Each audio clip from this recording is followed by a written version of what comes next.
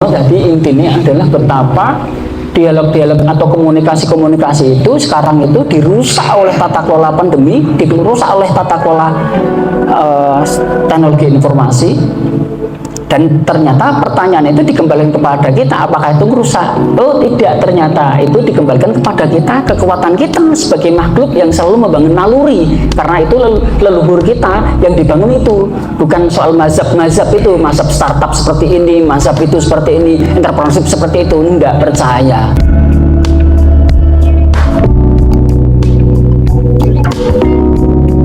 Alhamdulillah hari ini kita bisa berkumpul bareng. Alhamdulillah kita sehat lahir dan batin, insya Allah.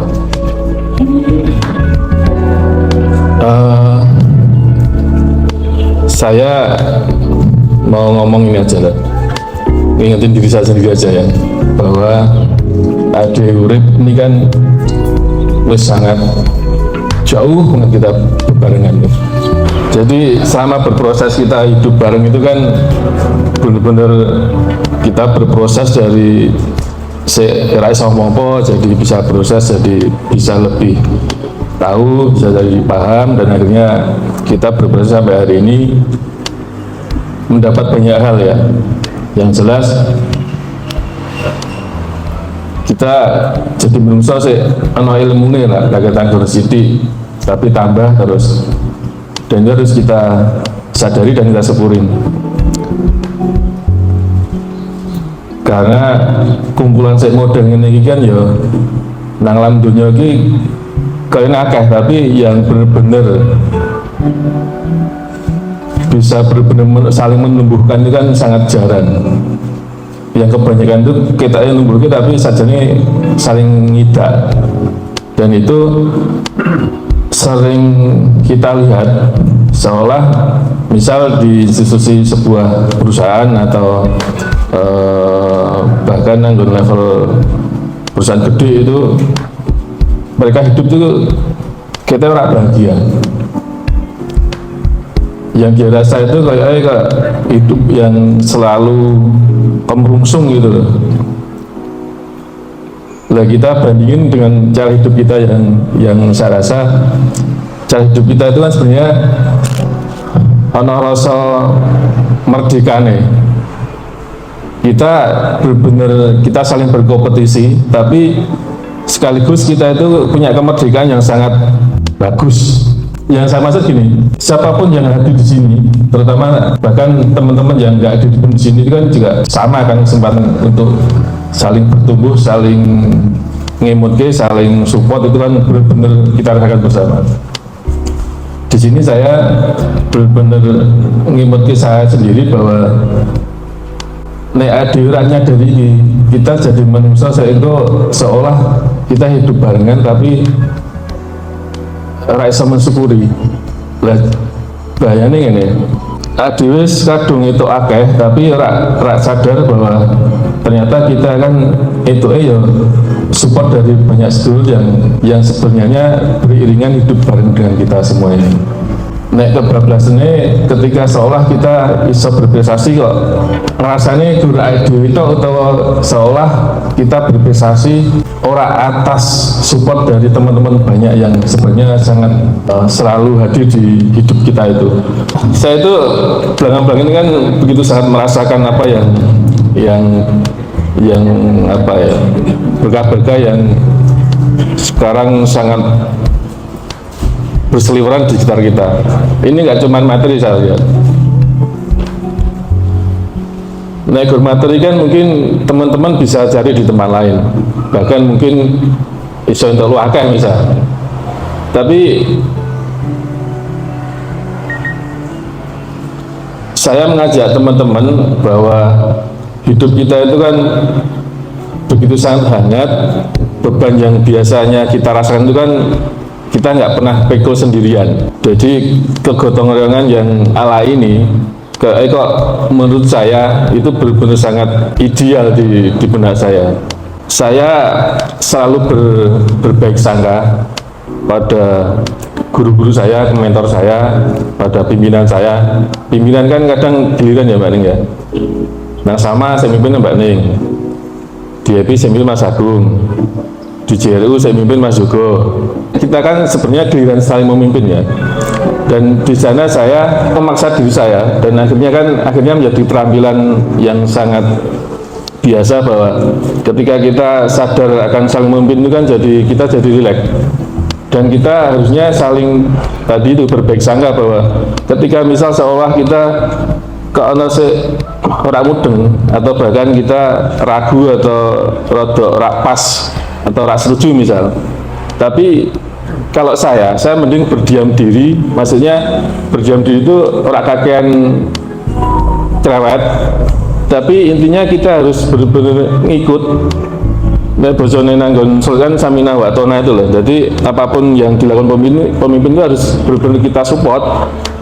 Ketika kita wis trust model kayak gitu, tak kira energi yang akan terbangun, dan mungkin langkah-langkah kita yang kita jalin itu jadi lebih enteng dan lebih cepat hasilnya. Dan saya merasakan itu sering tak tularkan ke teman-teman yang saya dampingin.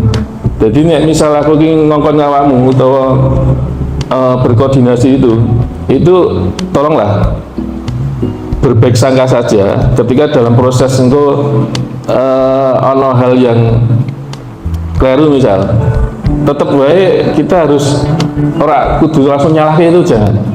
Karena energi yang model kayak gitu itu sangat negatif, dan itu pasti sangat berimbas ketidakbaikan di dalam proses kita berbarengan tadi itu.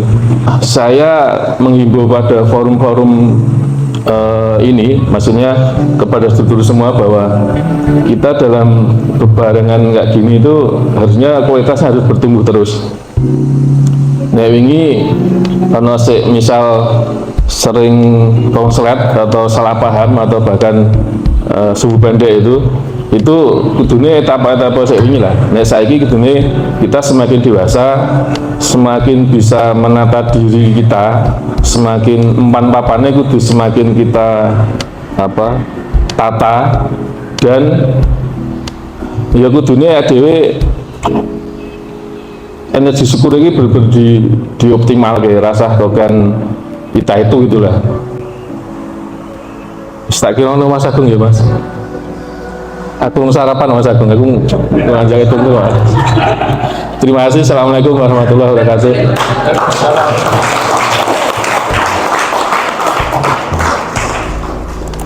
Atur nuwun Pak Sutar untuk itu perhatiannya. Dengan untuk kita semua untuk bersyukur, menjalankan sesuatu dengan ikhlas, dengan senang hati, insya Allah. Untuk acara yang ke-7 itu penjelasan dari Bapak Ili, monggo Bapak Ili saya persilakan. Bismillahirrahmanirrahim. Assalamualaikum warahmatullahi wabarakatuh. Sebelah wong soleh ki menang aman sih.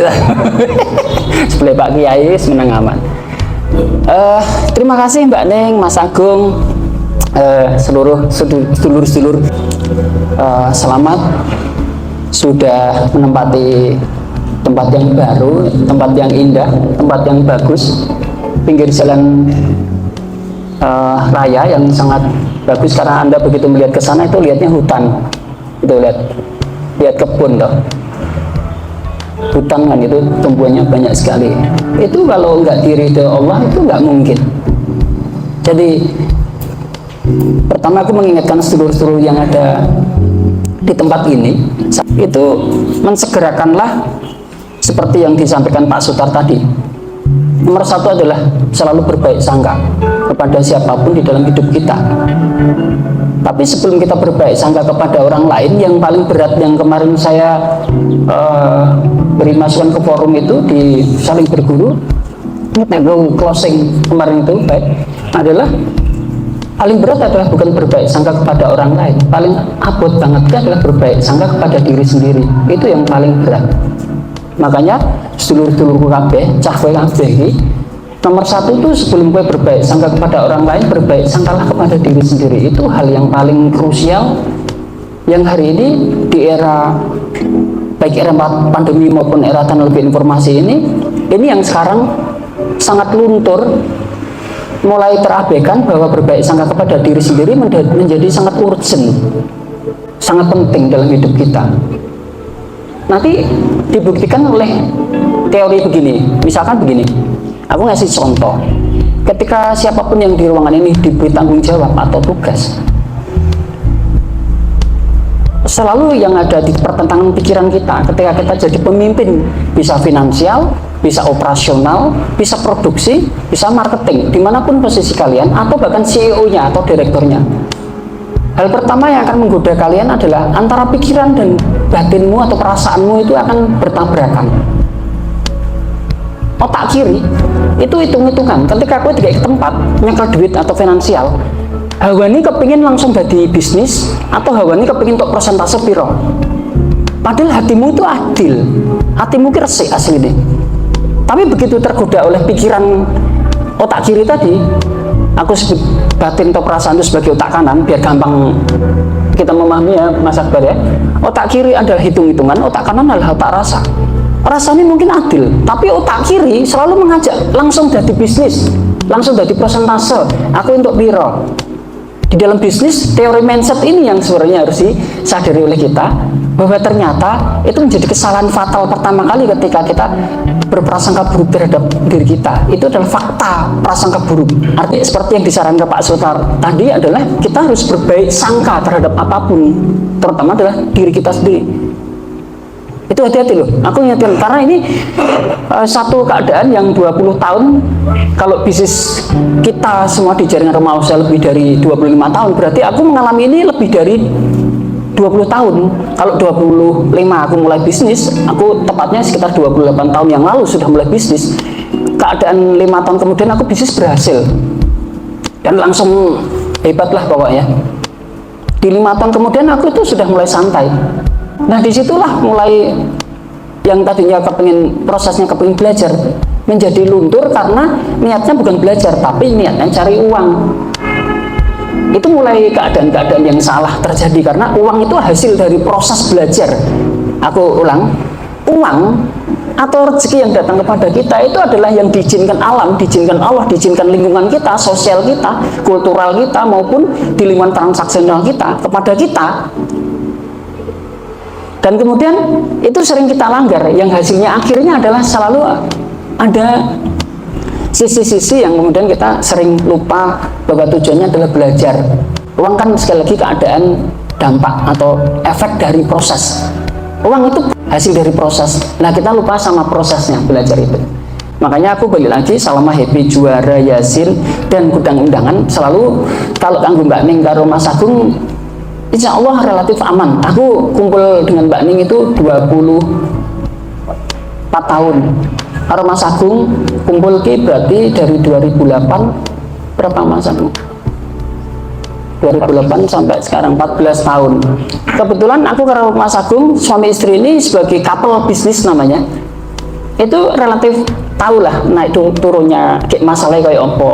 Wah ini agak gerak-gerak. Tapi ya kita memang wong tua ki wis ngene kita kan bisa ngerasa kita lho soalnya wis tahun ning bagian tempat tadi itu diawali kan gitu. Nah, hal-hal begini ini yang harus kita ingatkan kepada forum kita. Mas Agung karo Mbak Ning kudu banyak mengingatkan kepada forum-forum muda karena ana cah nom-nom mulai ayu, terus konco-konco ono neneng, ono semualah siapapun itu kan godaannya kan selalu koyok neneng kan jadi pemimpin operasional keuangan, tapi godaan iki kiri iki kanan itu kan angele luar biasa. Makanya hasil yang diizinkan alam itu untuk piro kuwi itu sebenarnya bukan karena pikiran kita kepingin untuk piro semata-mata, itu bukan, tapi bagaimana proses menuju untuk piro niki sing kudu diurusnya adalah prosesnya itu harusnya gitu. Makanya aku menguatkan apa yang disampaikan Pak Sutar, berbaik sangka terutama kepada diri sendiri. Terus yang kedua tentang ini ya Pak, jadi bagaimana kita berkomunikasi kepada siapapun. Makanya selalu ada ruang-ruang yang kita bisa membaca dengan sangat baik dalam hidup itu, baik intelektual dan emosional, tapi dijadikan isi di jenenge naluri. Tak ulang nih gini, naluri. Naluri itu adalah rangkaian dari intelektual dan emosional, rangkaian dari pikiran. Nalar itu ada dua, satu atas, kedua adalah batin, perasaan. Tapi menangkapnya naluri itu harus sangat cepat. Nah, seorang pemimpin itu harus menangkap sangat cepat naluri. Harus. Kita sebagai bapak di dalam rumah tangga harus menangkap pesan cepat. Apa yang terjadi kepada anak-anak kita itu harus sangat cepat. Makanya aku tidak pernah tanggung dalam hidupku. Iki aku memperingatkan ke semua sedulur-sedulurku sing wis di putra mulai gede-gede. Karena ora putrane dhewe iki hasilnya adalah dipengaruhi bukan dari bapak dan ibunya. Tapi putra-putranya dhewe dipengaruhi oleh sosial media. Oleh lingkungan di luar orang tuanya, bisa temannya. Yang akhirnya siapapun putra kita itu bisa mempengaruhi juga tidak baik terhadap orang lain. Wah, itu luar biasa berat hidup kita. Aku ngomong karo Sutar bolak-balik, le uripmu ki abot, lintang ki anake wong sugih. Nabila Anis Salma ki lahir cepat ya anak wong sugih. Dan itu PR besar. Enak ki malah dadi wong kere. Karena kowe ra duwe beban apa-apa, kaya rezeki kowe ra duwe malah penak. Uripmu malah penak. Kaya Reza ki enak. Reza ki uripe enak, bapake loper koran. Kayak cah tak kandhani ya loper koran iki yo ora iso numpak sepeda ontel, bangke kon kudu mlaku. Iki wis do mlaku ya aku dongenge. Kan engko sampai rampungnya jam 3. Sampai 3 ya Pak Sister ya. Tak baleni iki ben sampai jam 3 do tahan. Wis ke do sabar mangan kok ono wae mangan. Nek perlu poso dino iki. Ini Pak Kiai. Odik ngeleh Pak Sutar wis sambat ngeleh. Iku ana jajanan ki tuntal sik kuwi lho. Delikne. Enake Reza. Reza cah ra duwe. Ibune ngomong yang ibuke ngomong dengannya, kayak ibumu kan ngomong juga sama. Tadi apakah nek ibumu ngomong ki rendah bagi dirimu? Itu orang goblok yang mengaku kalian rendah karena ibumu ngomong atau membantu rumah tangga, itu orang goblok, orang bodoh itu Mas. Karena bukan hanya jangan bilang bapak ibuku ya. Aku iki lho. Nek nang gone biyen nang omah. Nek ana wong digawe, aku ngijin cuci piring dari orang yang punya hajat itu. Aku tuh minta aku yang itu, yang nyuci itu aku, tahu nggak? Ya gue kan tujuan kan masing-masing. Mungkin ya tujuanmu kan diceleng ini, aku tak mau tujuan keplek. Karena judi ya, gue randidit waktu ini, berkalah judi, aku jalui sah-sah. Beberapa kali udah terjadi di Batan waktu itu. Begitu untuk duit, bari sah-sah, terus setengah rampung aku melayu nih ngarepan ngebuni kalangan saya. Kalah ya kan itu.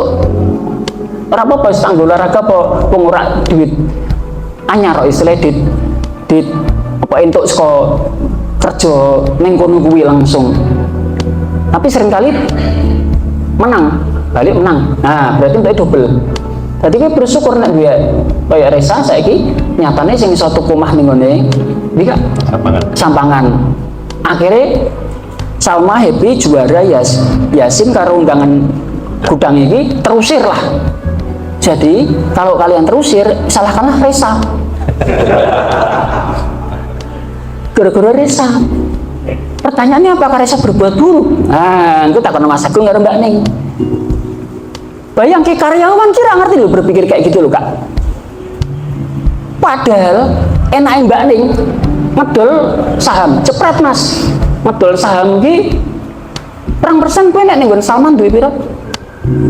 CV Salman duwe 15% ning Salma. Kemudian pindah dituku karo Reza. Padahal Reza posisine sing duwe kuwi akibat kuwi sing duwe Mas Agung. Mas Agung duwe pirang persen?